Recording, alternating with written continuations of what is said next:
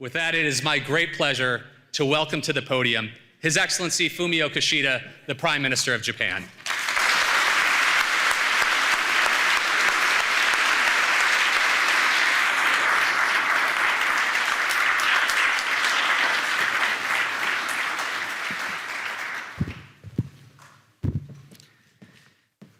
Thank you for this opportunity to address you today.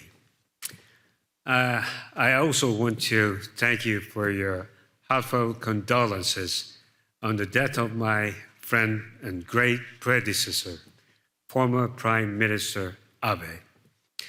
We Japanese will never forget your kindness.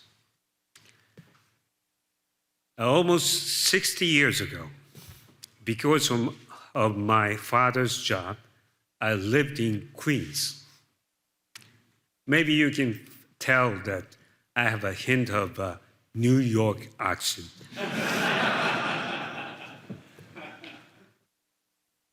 In 1960s America was a generous, diverse, colorful, and vibrant place to me.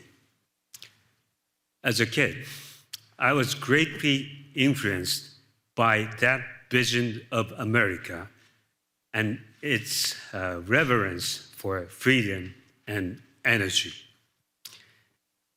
It was also here in New York that I encountered baseball, a sport that I love from the bottom of my heart.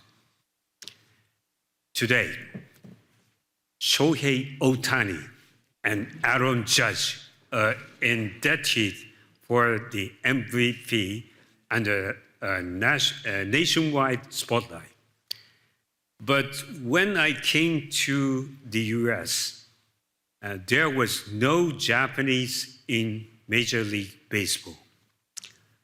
Later, while I was still in Queens, Masashi Murakami of the San Francisco Giants became the first Japanese to play in MLB here at the Mets game at Shea Stadium. He became my hero. After I returned to Japan, I played baseball on my high school team. I think baseball taught me values that I respect as a politician, such as teamwork, perseverance, and that the game isn't over until it's over.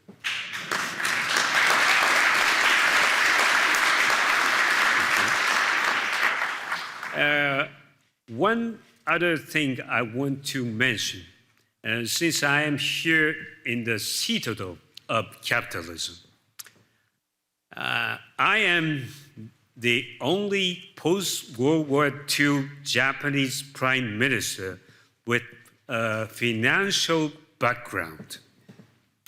I worked as a banker in foreign exchange and corporate restructuring. That is why I feel about free enterprise the way Mark Twain felt about good whiskey. Too much is barely enough.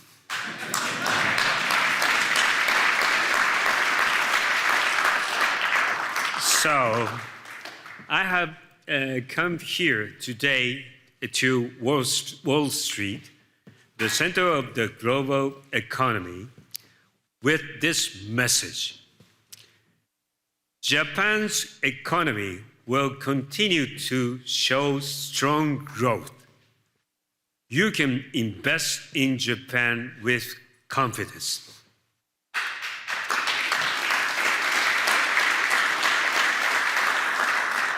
I advocate an economic policy of a new form of capitalism, which is a comprehensive package to renew the growth of the Japanese economy.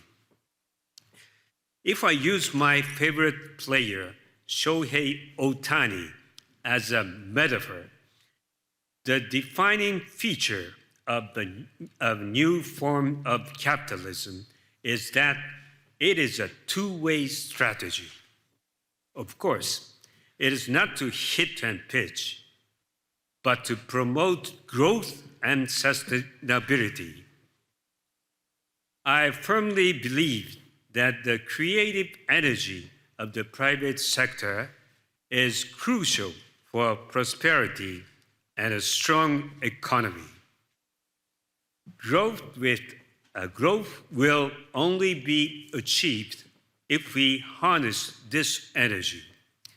At the same time, we must uphold sustainability by responding to the various risks that constrain our economy, such as global inflation, an unstable energy supply, climate change, and a declining birth rate, and an aging population, as well as increasingly severe security environment. Can Japan really accomplish great change? I'm here to say we can. History shows that we can. The Meiji Restoration and the post-war economic miracle are reminders of that ability. And now, once again, we can see changes happening in Japan. What I am proposing is to transform the various social challenges we face into engines of growth and to share the fruit of growth for even further growth. To meet these challenges, I intend to mobilize every possible policy instrument, including the budget, taxation, and regulatory reform. One very important policy is a corporate governance reform. As a result of numerous reforms Japan has made in the last decade, the behavior of Japanese companies has significantly changed. ROE ratios have soared, and almost all companies now have independent outside directors. We also expect more companies to appoint women and foreign talent to their boards.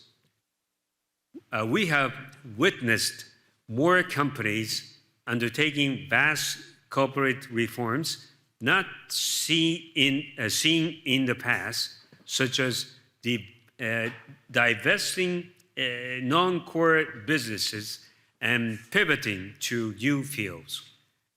We will accelerate and further strengthen corporate governance reforms in Japan, such as establishing a forum in the near future to hear from investors from around the world. I would also like to note that today marks the signing of the Memorandum of Understanding between the NYSE and the Tokyo Stock Exchange. We will continue with our TSE reforms we started this year and revive Japan as an international financial market. It has been 3 decades since the birth of the bubble economy in Japan.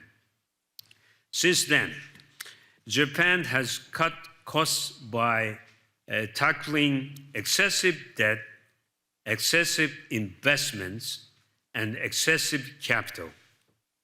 We have achieved a slim, cost-sensitive economy as a result. But clearly, more is required. We face the challenge of investing in the future and developing an economy that consistently creates new value. Let me share Japan's 5 priorities. First is to invest in people. Digitalization and greening have drastically changed the economy. We know that the source of the great deal of added value will intangible, not tangible assets. And in particular, it will be human capital. So we will advance society where human capital is central. A labor market reform is my priority. Japanese labor management will be updated from a seniority-based lifelong employment system into a new Japanese system where job-based pay is located at its core through the cooperation between the government and business community. This will facilitate labor mobility and give birth to a circle in which paying higher wages attracts highly skilled personnel, thereby increasing labor productivity and level of salaries.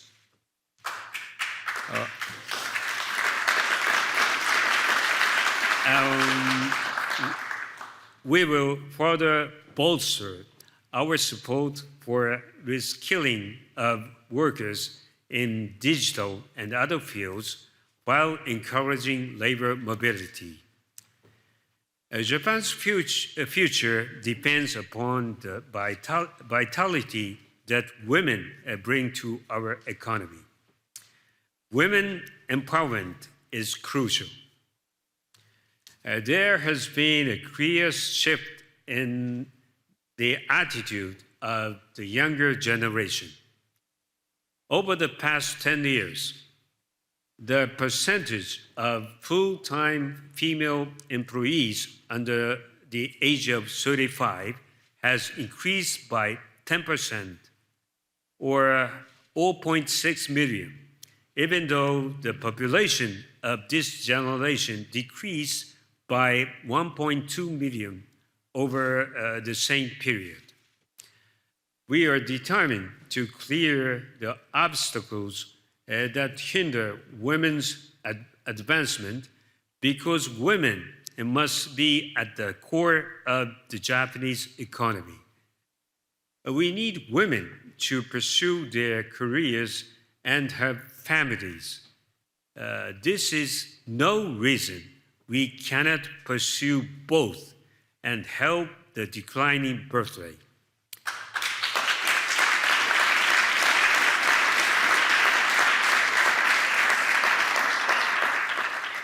In April of next year, we will establish the Child and Family Affairs Agency to consolidate child-rearing policies. This is a landmark policy that aims to meet the constructual challenges of our population decline. Reforming the wage system, investing in people, and women empowerment. All of these efforts will be promoted in a transparent manner as we establish disclosure protocols for human capital, and we will lead the international rulemaking process as well. The second is to invest in innovation. We have formulated national strategies and targets in the area of AI, quantum, biotechnology, digital, and decarbonization. I place particular emphasis on startups. Diverse challenges to the status quo are already emerging in Japan. A graduate student founded a unicorn startup that developed a unique Japanese biomanufacturing technology and is now expanding into the United States. A female CEO who launched a novel network service in the consulting field acquired a US company last year, and now the business has expanded to 190 countries across the globe. The energy brought by women and young people is the Japanese economy's hope for prosperity.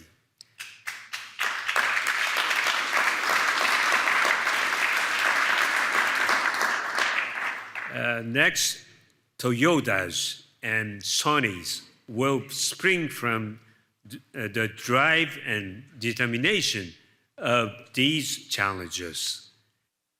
The important thing is to create an ecosystem in Japan where startup will flourish. We need to expand tax incentive measures on startup investments based on profit from selling stocks and incentive stock open session. We will also try to bring in U.S. universities with high reputations on startup education. The startup market is currently in a difficult situation, but because we are in such a situation, we will further boost support. Third is to invest in green transformation, or GX. Japan is undertaking a major economic, social, and industrial reform to achieve a carbon neutrality by 2050. This is a huge chance and can provide a booster rocket to Japan's economy. By the end of the year, I will present a roadmap for the next 10 years. Through the combination of growth-oriented carbon pricing and investment support, we will achieve over 150 trillion yen of GX investment in Japan over the next decade. We will also contribute to the advancement of Asia's GX investment. To achieve a zero emission by 2050, it is estimated Asia will require approximately $40 trillion. To attract transition financing from around the world, we envision working on large-scale projects in Asia, such as power generation, hydrogen, and grids, as well as creating common standards within the region.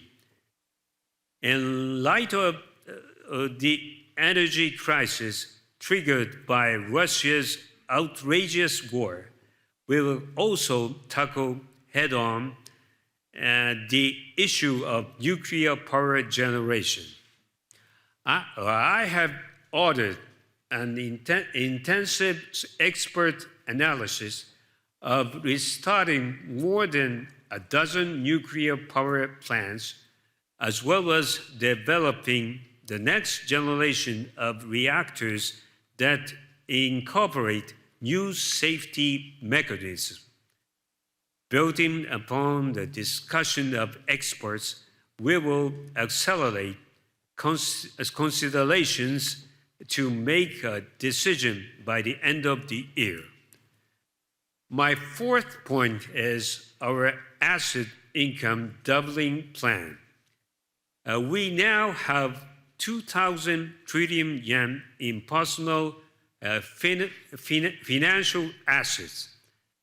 Only around 10% of this is invested in stocks. In order to double asset income and enable long-term asset building for retirement, it is essential to make our small investment tax exemption system for individuals permanent. My first point is to build a nation that grows together with the rest of the world. Japan will continue to be a trading and investment nation open to the world.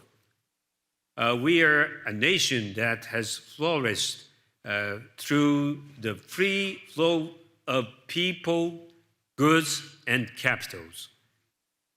We have multi-layered trade and investment relations with countries around the globe and actually promote economic partnerships, including CPTPP and IPEF.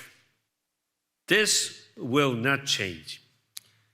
COVID-19, of course, interrupt all of these benefits. But from October 11, Japan will relax border control measures to be on par with the US, as well as resume visa-free travel and individual travel. Let me add,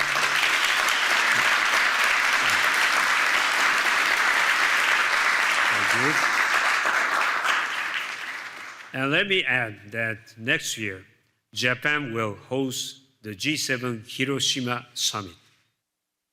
It is the mission of the G7 to protect the prosperous global economy, as the G7's president. As a G7's president, I take that mission very seriously.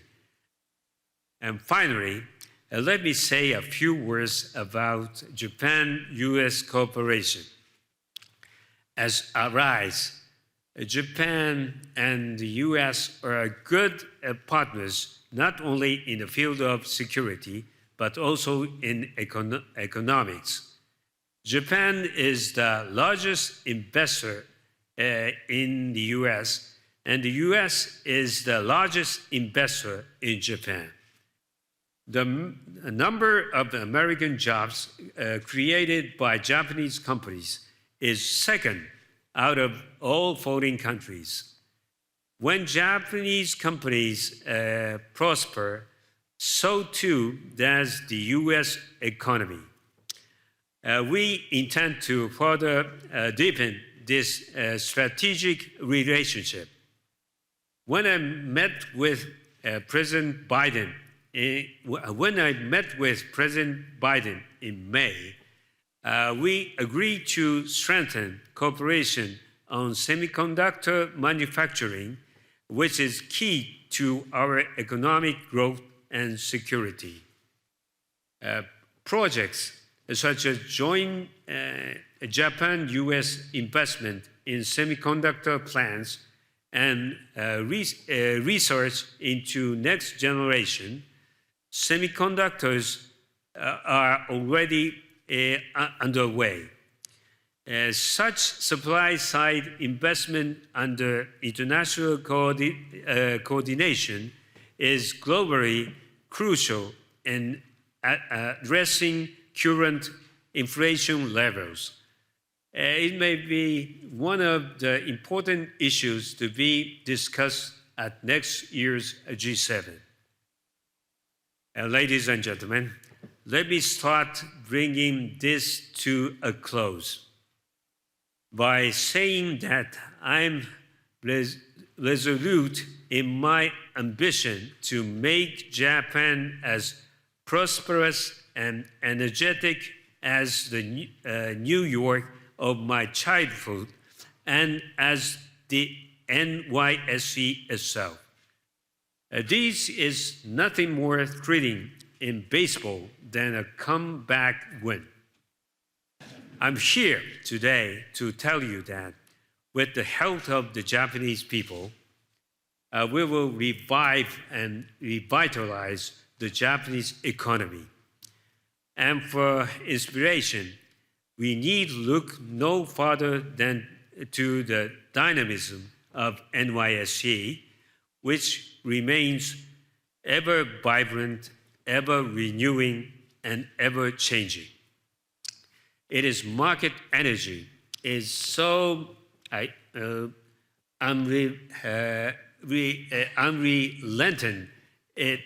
it can remake not just economic, but societies.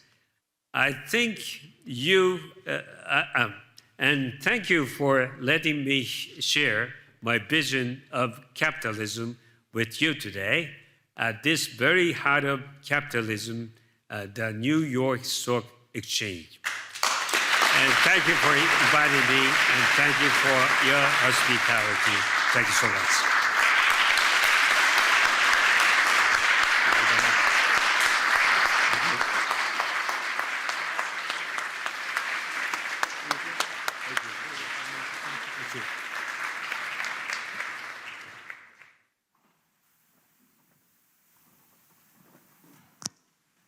Well, thank you very much, Prime Minister.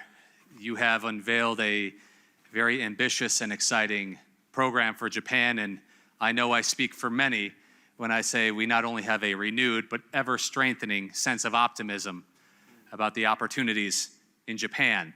Now, for those of you in the audience, we've collected some of your questions today, and I will present them to the Prime Minister. He will respond in Japanese, so you should each have a headset available at your seat.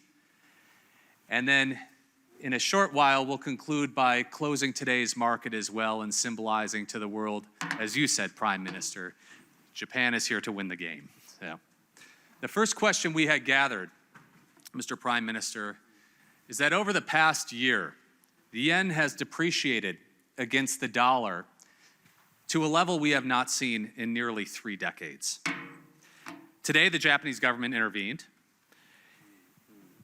And what is your view on the current exchange rate and its impact on the Japanese economy, and perhaps more broadly, your view on monetary policy?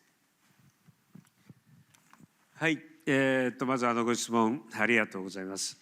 為替は安定的に推移することが重要ですが、最近の為替相場では投機的な動きも背景とした急速で一方的な動きが見られると思います。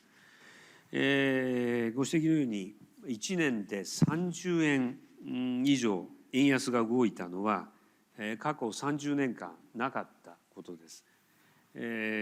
また足元では1日2円、1日のうち2円以上も円安が進行しました。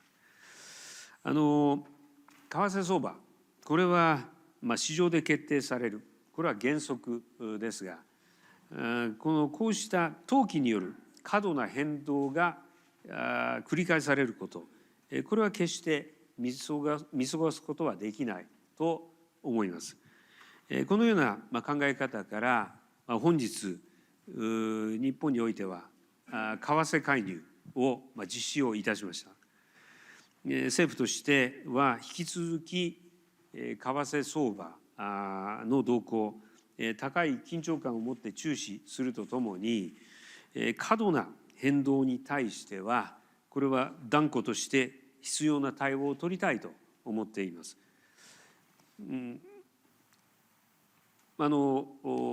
いずれにせよ、こうした為替の動向について引き続き高いこの関心を持って緊張感を持って注視を続けていきたいと私は思っています。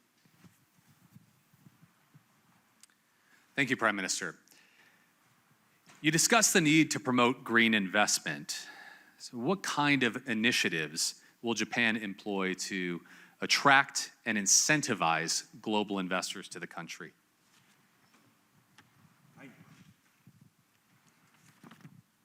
はい、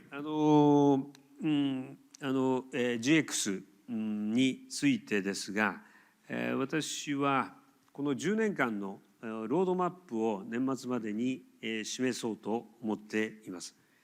そしてそのロードマップの柱は3つあります。まず1つ目はこの成長志向型カーボンプライシングです。投資あるいは消費これを拡大させていく上で鍵となるのは市場機能の活用です。この私の内閣においては成長志向型カーボンプライシングこうしたこの仕組みを今設計中です。カーボン価格これが短期的に大きく変動すると投資もあるいは消費もリスクに含んでしまいます。今年から炭素排出量の約4割を占める企業が参加する GX リーグを始動させていますが、これを2026年には成長志向型排出型取引市場として本格的に稼働させたいと思っています。そして総排出量の7割を占める民間企業の参加を促し、そして市場安定化機能を公的に持たせて、カーボン価格が一定のバンドの中で安定的に、そして市場の予見可能性を確保する形で上昇していく、こうした仕組みを確保したいと思っています。そしてこの2つ目としてトランジションファイナンスです。日本の未来は成長するアジア経済とともにあります。アジア経済の中でも ASEAN 経済だけでも2050年には 2.7 倍になると言われています。このアジアの成長経済の中でカーボンニュートラルを達成するためにはトランジションファイナンスをどう呼び込むのか、そのための投資プロジェクトをどう作るのか、これが決定的に重要になってきます。2050年までに累計で約40兆ドルの資金需要があるという試算もあります。日本はカーボンプライシングと投資支援の組み合わせによってまず国内において今後10年間で150兆円の GX 投資の実現を目指します。そしてこれをアジアに拡大してアジアの膨大な GX 投資の具体化に貢献していきたいと思っています。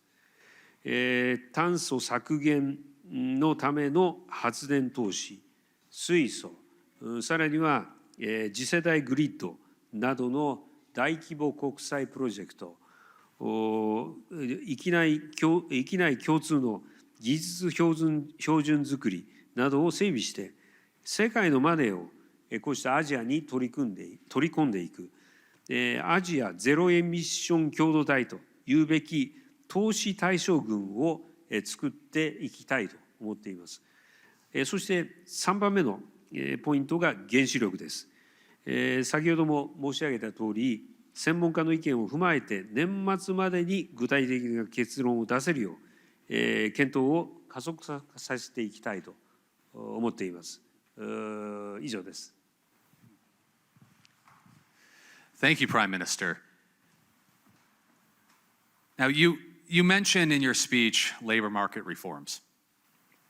What specific measures will you take to address the issues that are currently facing the Japanese labor market? はい、日本においてぜひ労働市場の改革を進めていきたいと思っています。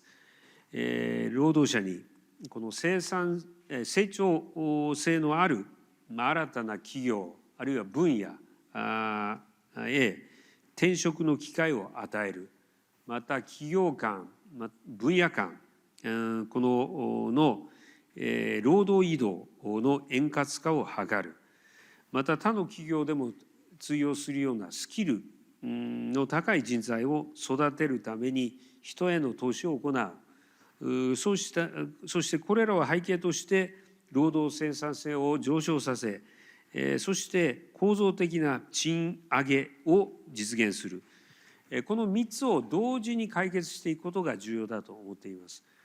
日本は戦後重工業の発展の過程で年齢に応じて給与が上がる、こうした年功的なこの職能給制度を普及させ、労働者を企業に囲い込む、こうした取り組みを進めてきました。この米国などを追いかけるキャッチアップ型の成長を行う、こうした当時としては適したものだったかもしれませんが、しかし現在の日本はデジタルあるいはグリーンなどこの非連続的なイノベーションを起こし、新たな成長段階に進む、こうしたことが求められています。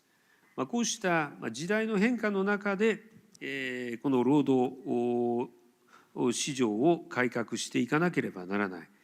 私の政権としてはリスキリングの支援とともに、この一律の職能給、年功賃金ではなくして、仕事の内容に応じたジョブ型のこの職務給の考え方を日本なりに取り入れた雇用システム、こうしたものへ移行させる、このことによって企業間、産業間の労働移動を円滑にしていくということを考えていきたいと思います。失業なき労働移動となるように政府の支援策の検討ですとか、さらには個々の企業の実情に応じて年功賃金から日本に合った職務給への移行を進めるための指針作り、これを官民で来年の春までにを目指して進めていきたい、このように思っています。Thank you, Prime Minister. Perhaps our final question, also a related question, deals with the continued challenge of Japan with regard to a declining population. And in your speech, you talked about incorporating more women into the workforce. Can you be a bit more specific about the steps you and your government plan to take to bring not only more women, but also more foreign workers into the Japanese workforce? はい、人口減少、これは我が国のこの経済の根幹を揺るがしかねない喫緊の課題です。先ほどもスピーチの中で申し上げましたが、来年の4月までに子ども政策の司令塔となる子ども家庭庁、これを創設し、子育て政策、これを抜本的に強化していきたいと思っています。そして女性活躍については、その企業に対するこの男女間賃金格差、また女性役員比率の開示義務付け、またデジタル分野の教育訓練の拡充、また同一労働同一賃金の徹底、こうしたものを通じて賃上げを進め、女性活躍の基盤、これを強化していきたいと思います。日本の女性の就業率は今 71%、これは欧米並みだとは思いますが、非正規雇用の割合が 54%とされています。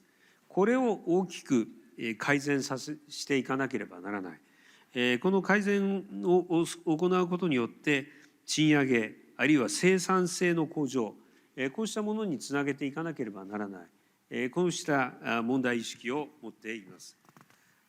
さらにこの外国人材の活用について、これアジアなど諸外国においてもこの人口減少が進む中にあって、外国人材の争奪戦が今、国際社会で行われています。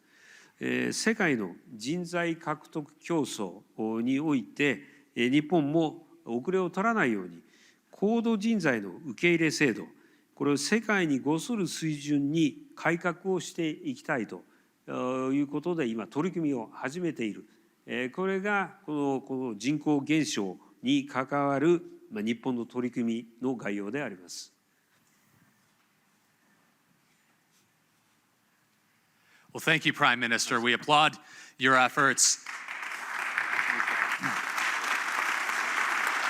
And I speak for many here today, Prime Minister, in saying that your presence is a sign of the great but ever-strengthening partnership between our businesses, our economies, our people, and ultimately our countries as well. We're honored to have you here today. We're honored that you will join us in closing today's market. And I invite you all to please join me in thanking the Prime Minister for being with us today.